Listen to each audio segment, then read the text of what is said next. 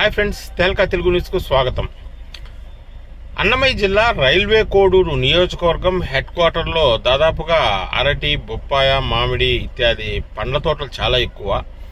ఈ సంవత్సరం దాదాపు పంట చేతికి వచ్చినప్పటికీ ఈ యొక్క వ్యాపారస్తులు దళారులు ఉన్న వీళ్ళంతా సిండికేట్గా మారి రైతులకు గిట్టుబాటు ధర లేకపోవడంతో చాలా తీవ్రమైనటువంటి ఆవేదన చెంది కనీసము పెట్టుబడులకు కూడా సహకరించినటువంటి వారి యొక్క ఈ మైండ్ గేమ్ని భరించలేక రైతులు కూడా గిట్టుబాటు ధర కోసం ఆందోళనకు దిగడం జరిగింది మార్కెట్ యార్డ్లో.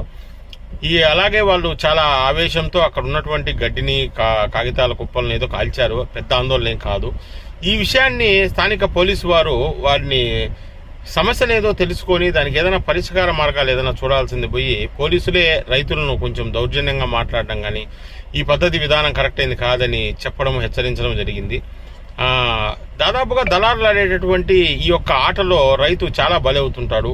దానికి బయట వేరే మార్కెట్లో రిటైల్ ధర కస్టమర్ల దగ్గర మంచిగా ఉన్నప్పటికీ దళారులు హోల్సేల్లో వాటిని కొనే విధానంలో మాత్రము ఎప్పుడు రైతులకు అన్యాయం జరుగుతూనే ఉంటుంది. ఈ విధానం మారాలి.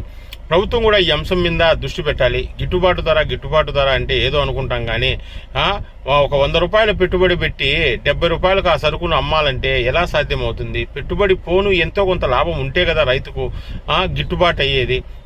పెట్టిన పెట్టుబడి కూడా చేతికి రాక మనం టమోటా రైతుల కష్టాలు అవన్నీ కూడా చూసుండాము. ఇది బొప్పాయి రైతుల యొక్క ఆందోళన. స్థానిక ఎంఆర్ఓలు వాళ్ళు చొరవ తీసుకొని వీలైతే పోలీసు వారు కూడా దళారుల యొక్క ఆటను కట్టడి చేయాలని, రైతులకు తగిన న్యాయం చేయాలని తెల్కా న్యూస్ తరఫున కోరుకోవడం జరుగుతున్నది.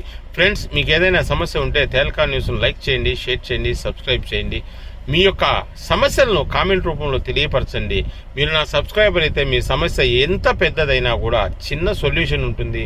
అనుభవంతో చెబుతున్నాను. మీకు ఖచ్చితంగా నేను హెల్ప్ చేయడానికి సిద్ధంగా ఉన్నాను. మంచి సలహాలు ఇస్తాను. మీకు తోడుగా ఉంటుంది తెల్కా news. Thank you friends, thank you.